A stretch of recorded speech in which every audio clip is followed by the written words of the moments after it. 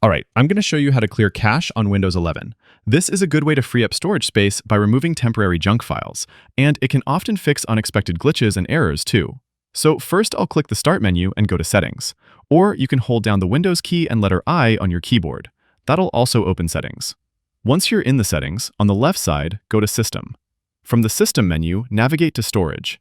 This'll load up a quick overview of your storage situation, showing how much total storage is on your computer and how much is currently taken up by apps and files.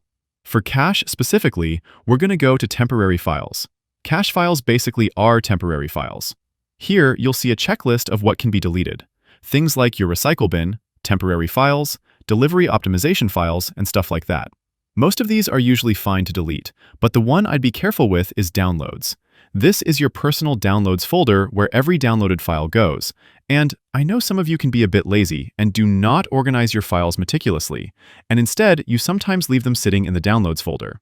If that's something you do, you'll want to be careful about clearing the downloads folder.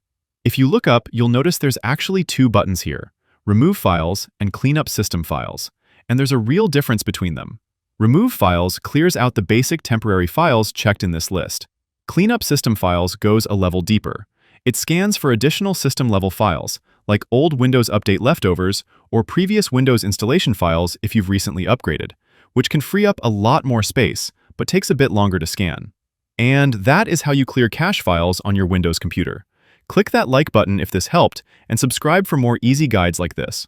Thanks all, till next time.